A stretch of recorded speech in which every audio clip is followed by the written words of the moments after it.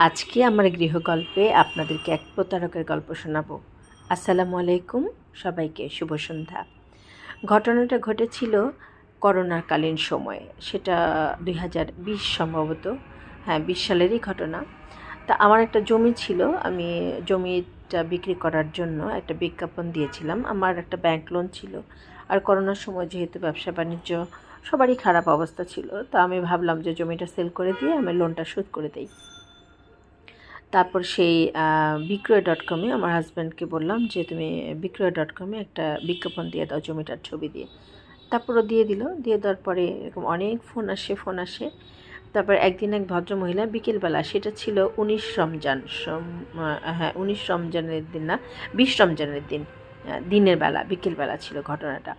এক আপা ফোন দিয়েছেন, ওনার নাম নাসিমা আপা। আচ্ছা, উনি অনেক বড় কর্মকর্তা। উনি বলছেন যে উনি একজন সরকারি বড় কর্মকর্তা। ওনার হাজব্যান্ড থাকেন, ওনার হাজব্যান্ড মারা গেছেন, আর উনি আর্মিতে ছিলেন, আর ছেলেটা থাকে ইন্ডিয়াতে পড়াশোনা করে। ছেলেটা ওকে বিয়েও করেছে, একটা নাতনিও আছে ছোট। যাই হোক, উনি আমাদের জমির ছবি দেখেছেন বিক্রয়.com-এ, দেখে ওনার খুবই পছন্দ হয়েছে। এখন উনি ঠিক এরকম একটা লোকেশন, একটা ভালো জমি চাচ্ছেন, বাড়ি বানাবেন। আচ্ছা, ভালো কথা। তো উনি পরের দিন আসবেন। একদম অনেকক্ষণ ধরে আমার হাজব্যান্ডের সাথে কথা বলল। সিরাজগঞ্জ ওনার বাড়ি।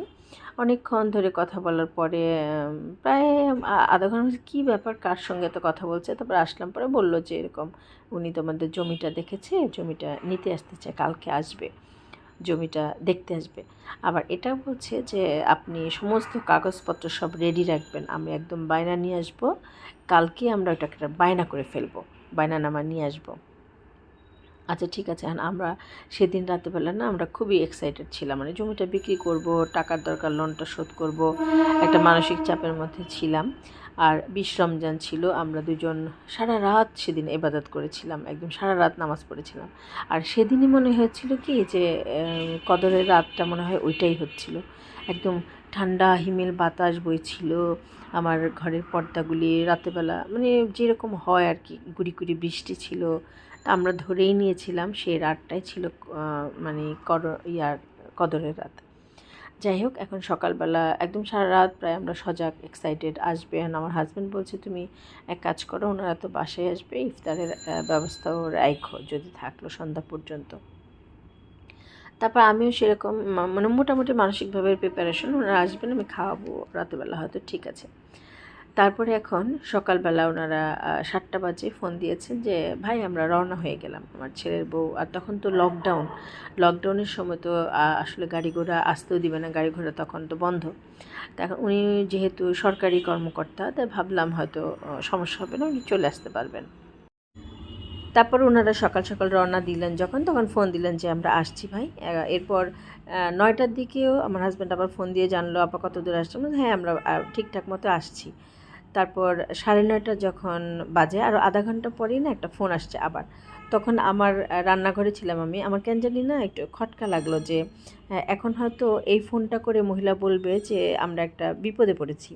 কেন জানি আমার এটা মনে হলো। তা আমি কাছে আসলাম, এসে আমি দরজার কাছে দাঁড়ালাম পরে আমার হাজব্যান্ডের চেহারা দেখেই আমি বুঝতে পারছিলাম যে ওইরকমই কিছু একটা শুনতে পাচ্ছে, যে মহিলাটা যে ভাই আমার তো হঠাৎ করে একটু ঝামেলা হয়ে গেছে। তারপরে আমি না একটু কাছে আসলাম, এসে ওকে এখন আমি ইশারা করছি যে একটু সাবধান, তুমি এটা নিশ্চয়ই কোনো প্রতারক আমার মনে হচ্ছে। এই ঘটনাটা একটু বড়ই আছে, তাই আপনাদের শোনার ধৈর্য হয়তো নাও থাকতে পারে।